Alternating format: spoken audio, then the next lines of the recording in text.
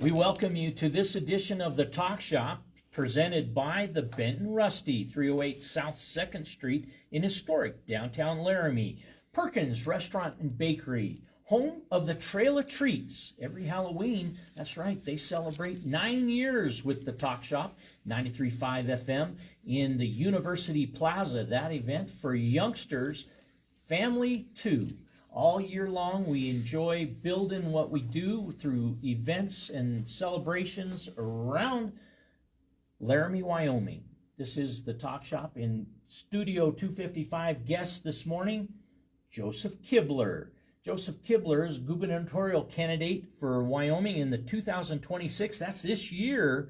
And the election cycle filing comes May 15th, 2026, runs through the end of May, and then August 18th, your first primary election, and then I believe November 5th, something like that, maybe November 8th. I think it's the 3rd, actually. Third? If I remember, I could be, you know what? Third. We might be mixed up on our dates right now. That's a ways out. That's a ways out. I'm thinking general election will come in due time, but we gotta stretch before that. Yeah. You've been through a stretch just this far. You're 1 year.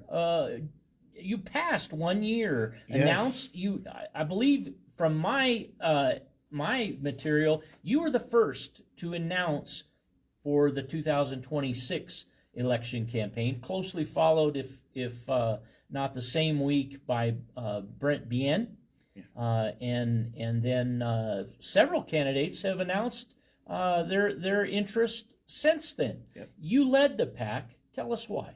Yeah, I knew that stepping into the political arena, I was going to need to start early, just to get name recognition and to see people out there. Brent did quietly announce that he was probably going to run in November prior to my announcement. And then, of course, kind of ramped up late last summer, early fall. And he, of course, ran in the prior Yeah, cycle. He did. I can't believe it's been a year. And boy, what a year it's been, Joseph, for those that might just be joining us, Joseph Kibler, tell us, who is Joseph Kibler? Who are you? Principled conservative? Yeah, a lot has changed since a year ago. I went into this sort of with a blank slate, if you will. Sort of with this idea that I would let purpose and the campaign sort of just guide where we were going to go with things. And I knew I was running for governor. I had a vision and a purpose in that, but I sort of wanted to allow the process to kind of guide where I was going to be. I'm a father, 3 great kids, 3 homeschool kids. I'm a business owner. I was a public servant for many years, about 20 years. I was a firefighter. Been a COO for multiple companies, CEO. Living just north of Cheyenne, and really kind of stepping into this race, understanding that we really need leaders who are willing to be something different. We talk an awful lot about doing things differently in politics. I feel like every election cycle for the last decade or more has been this, we're going to do it different this time. We're going to clean this up. We're going to make government smaller. And yet we keep getting more of the same, but just in a different way, right? We say we want small government unless it's government we want. We say we don't like welfare, well, unless it's welfare we want. And this goes down the line with we say we respect property rights, unless it's property rights we don't want to respect. And you just kind of go down the line of the issues that matter to the people in Wyoming. And it's wait a minute. I just kind of have this roller coaster, effect. It's just this neck jerking sort of whiplash from politics. I think actually everybody watching or listening today, if I asked you, do you have political whiplash right now? They probably would say, yeah. I totally have political whiplash. And that kind of leads into that big decision that we made in November, which was we're not in the party. Well, I'm not going to stay in the party. I'm just a year ago, you announced and campaigned on Faith, Family, Freedom, Future. Yeah. For Wyoming governor 2026. A year later, in that 12 months, you made a change. You left you announced leaving the Republican Party. Yeah. Yeah, some of the reasons for that, and I'll try to delve into that a little bit. So there was just a lot of what I saw. So faith, family, freedom in the future. What I saw in faith in politics is a lot of times faith is being used just as a mechanism to get elected. But how did that look like behind closed doors? How did that look like when how you treated your fellow man? Are you loving and being kind towards your fellow men, even the people that don't agree with you? Right? Like you and I might not see eye to eye on everything, but is my faith living out and going, we can be friends. We can still be kind to each other. We can still respect each other. You know, I walked into this ship, especially over like the late spring and over the summer last year, and I'm watching all of these segments or little echo chambers, and they're just burning the ship, right? They're burning the ship. They're all standing on the same deck, and they're burning the ship. And I kind of brought this to the attention of some of the people in some of these echo chambers. I'm like, guys, you gotta keep burning. You gotta stop burning the ship. If you guys want to get things done for the people of Wyoming, you've got to learn how you and I can get together and agree on 70%, and let's figure out how to work on it. Right? Let's figure out how to get it done. And these folks are determined to burn the ship. And I'm just like, you know what? In order for us, if we want to affect change in our government and in our politics, we got to change the conversation. We got to start having a different conversation. And so a couple of things. So this idea of like, we don't like bureaucracy unless it's bureaucracy we want. We don't like welfare unless it's welfare we want. You know, the backdoor way of sort of dealing with the life issue in this state instead of just bringing it to the voters, and you know, just subsidizing of everything and all of this stuff. It's like principles are optional, right? And for me, I want my principles to be consistent. I don't want the echo chamber or the party. I want to serve the people. And there's sort of this demand that you sort of have a choice. You're going to serve the party and what we want, and you're going to toe the whole line. You're going to toe everything. Or you're a traitor and a Democrat, or you're not conservative if you don't toe the whole line. So you where don't serve do you, the party. Republicans, Democrats alike, in the two-party system as it exists in Wyoming, they each have platforms. Yes. Where do you stand with respect to like and difference according to the platform? Speak first, perhaps, to the Republican platform that you departed from. Yeah, so, you know, keep in mind, I don't know if you saw the recent Gallup poll, but I'm joining 45% plus of Americans right now that have left the two parties, right? Largely, Americans they're jumping ship. And we'll get into this a little bit later, Eric. We're going to talk about election changes that are potentially coming. The parties know they're in trouble, and so they're working really hard to shore up their control because people they can't control like me are a threat to them. So let's talk about where do I fall in line, let's say, with the Republican Party. Let's go with that. I'm a conservative, right? So on the face of the Republican Party, I'm going to agree with most of those platforms. The question is do they execute on that? Are they executing on those principles? Are we just sort of moving pieces around?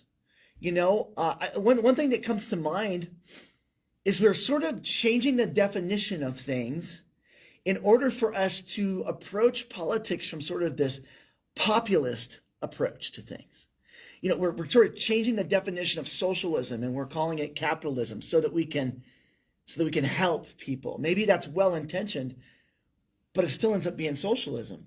If we're moving money from one person or from one thing to another or giving it to people, we're changing the meaning of these words in our party so that we can form a narrative that we're doing something that the constituents want. And I think that's dishonest. I think we have to be honest with ourselves about what we're doing and how we're doing it. So you're going to find that from a bird's eye view, I'm going to align with a lot of the party planks, I guess, if you will, the Republicans' party planks here in Wyoming. What will you find? What will a Wyoming Democrat find friendly with Joseph Kibler? So believe it or not, I've had quite a few people from the left reach out to me, both call me, email, talk to me. And one of the things that they've said to me, so I'll tell you what they've told me, is Joseph, I don't really agree with you on a lot of the issues, but the fact that you care about humanity, that you have, by the way, compassion, empathy is not weakness. It's not weak. It's not weak for me to be kind to my enemy or to love my neighbor, truly love my neighbor. That's not weakness. And by the way, there are those on the right that see compassion or human empathy as weakness. So I think people on the left do appreciate that I'll sit down and listen to anybody. This is an interesting story. And I think I told this story maybe on one of our interviews. I went out to one of the No Kings protests because I wanted to listen. I wanted to learn. I wasn't going out there to make my political points or to campaign. I really just wanted to listen and learn from those people. Why are you really out here? What is it that's forming your worldview? And I spent a whole day really out there with those protesters to learn. And of course, there are those that are watching or listening. You couldn't learn anything from those people. Well, I wanted to learn where they were coming from. After I did that, I got just ridiculed by Republicans, especially Republicans in the state, like in the legislature. I had multiple of them come to me personally and say, I can't believe you did that. Why would you waste your time doing that? So I think while, the people on the left aren't going to agree with me on life, life begins at conception for me. They're not going to agree with me perhaps on my approach to government because I want to unwind bureaucracy. I want less government. But they appreciate the fact that, hey, at least I'll sit down and I'm not going to throw them out to the dogs. I'm not going to treat them like trash. I'll sit and listen. And it's not that I don't have my principles I won't stand on, but I'm interested in the conversation. That's something you're not going to get from other candidates. So as you went forth in the last year, your 12 months have taken you through 23 counties of Wyoming? I've been all over the place. We've got team members all over the place now, handing out this stuff in their communities. I mean, I got a phone call just yesterday, day before yesterday. Hey, Joseph, I'm up here in Lusk, and I saw your flyer in the diner, and I wanted to give you a call. I want to talk to you. I want to ask you some questions. He ended up saying, you know what, you're my guy. I want to get behind your campaign. How can I help? I'm having those kinds of conversations every day. The grassroots word has sort of become a naughty. It's like most things in politics, grassroots has lost its meaning, right? Like suddenly everybody's a grassroots campaigner, right? But for me, ours is truly, it's about peoples and skills. It's less about the money. It's like, hey, Joseph, I got a nice radio voice. Want me to record some radio spots for you? Cool. Yeah, go ahead and do that. That'd be really cool. And so just using people and their giftings and what they're passionate about has been a really fun aspect of our campaign. So will Joseph Kibler be on the printed ballots come August 18th primary? As of right now, today, no, we're not planning on doing that. You're going forth with a write-in. So we left the echo chamber, right, of politics. And one of the things I'll say about that echo chamber is you got a lot of really great people as individuals, right? Like, for instance, they will say something like this. There's way too many bills being published for the legislative session. We're supposed to be focused on the budget, right? They will say something like this. So they've got that principle. But then what do they do when they get on the committee or whatever, right? They push bill after bill after bill through the committee. So then yesterday you said there's way too many bills. Today you're pushing them all through and voting yes on everything. So this is a real challenge for, I'm going to say, politicians in 26. We need more Thomas Masseys, people who are going to stand up and just say no. Based on principle, the answer is no. It's not because I hate America. It's not because I'm not conservative. It's not but because we've said we're not spending any more money, I'm going to say no. Suddenly that person becomes a traitor based on principle. But who's standing on principle? You look at Washington and the bureaucracies that they passed while we were all distracted on Minnesota. So they got us all distracted with their political theater in going on in Minnesota, and they passed all of these massive minibus bills through Congress, and it funds everything that we said we were going to stop funding, while we were all looking the other way. So we've got to have people who, and the way that you do that is you do what I've done. You step outside the echo chamber and go, guess what? You can't control me. So I'm a bastion of the people. Department of Government Efficiency, Doge, yes. Doge, It died. stripped so many, it's exposed so many billions of dollars spent here, spent there, Yeah. and much of it was shocking Yeah. to Americans. But as you say, while eyes are on one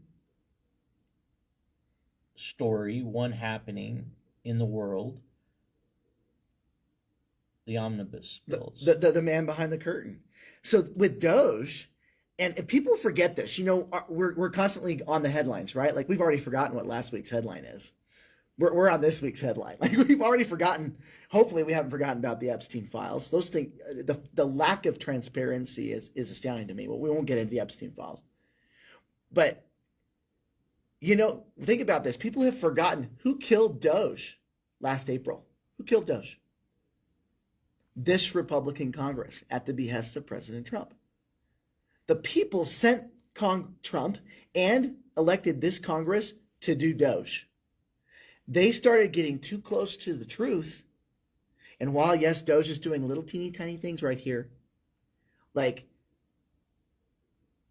Congress has only passed one Doge cut. Well, it came forward that following Elon Musk's departure, the budget put forth was higher than it had been previously. Yes. And these minibus bills that they just passed last week and the week before are funding everything in government at a higher level than ever, including the Department of Education. Wait, I thought we were going to get rid of the Department of Education. Well, you bring up education. you bring up education, Joseph, and we're visiting with Joseph Kibler, Wyoming candidate for governor in 2026 here at the Talk Shop, Studio 255, live in the Laramie Plains Civic Center. And Laramie especially wants to know, where do you stand on cuts to the University of Wyoming? Oh, absolutely. Budget? I want you to imagine for a moment, Eric, that you're my neighbor. And I got $1 billion sitting in the savings account. And I show up at your doorstep and I knock on your door. Hey, man, I'd really like it. I'm wondering if you could help me pay my mortgage and my utility bills. And you go, well, Joseph, why are you knocking on my door asking me for money? You got $1 billion sitting in the bank account. No, but I want you to pay for my mortgage. I want you to help me out with my electric bill. Well, how would you feel about that? I can tell you how I feel about it locally. I'm not in favor of it. I'm not in favor of it. Of defunding it. But the scenario I presented to you as your neighbor, would you hand me over money for the mortgage? When can you pay me back? Well, I'm not going to.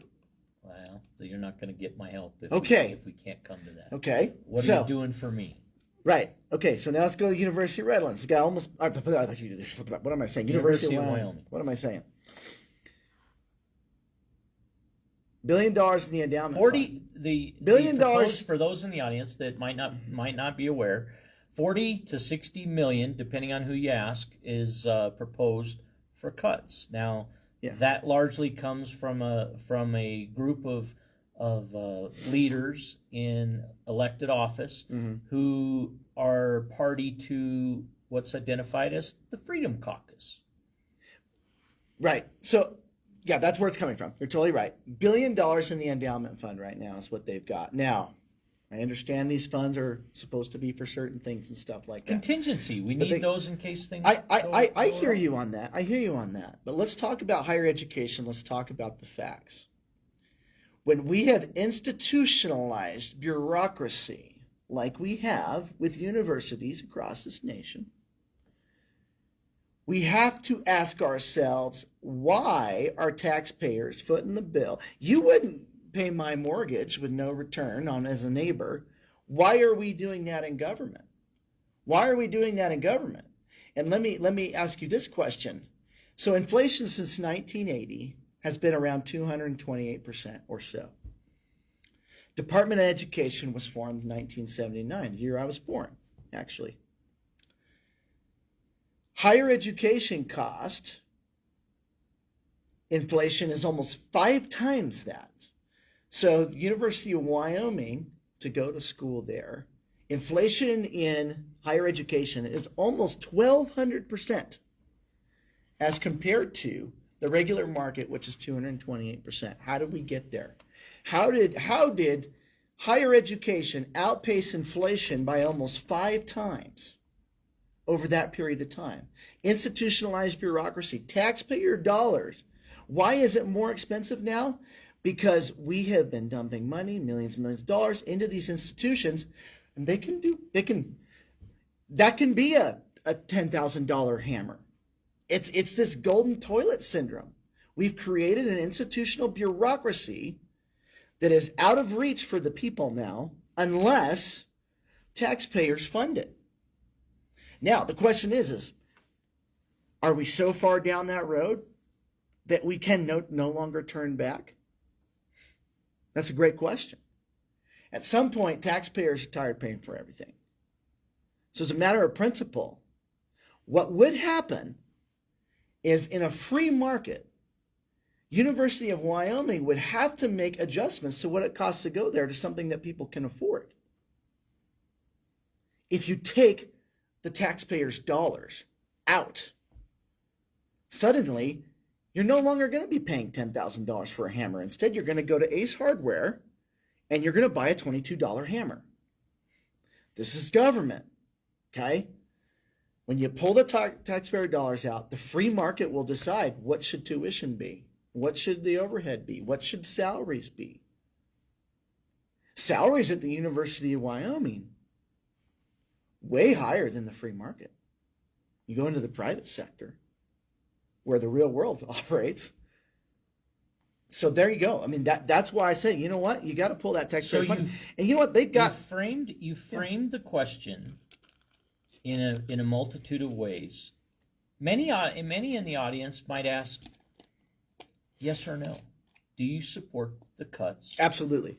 Yep. I support the cuts based on that principle. And based on that, you would say yes, you support the cuts. Based on the principle I shared, yes, I support the cuts. We're going to break for a moment. We'll be back with another 20-minute segment after this. This segment brought to you by the Benton Rusty, 308 South 2nd Street, and I-80 Towing and Automotive Services, 3830 Cherrywood Loop East in Laramie. We'll be back in a moment after this. All right, be back in a moment, you guys.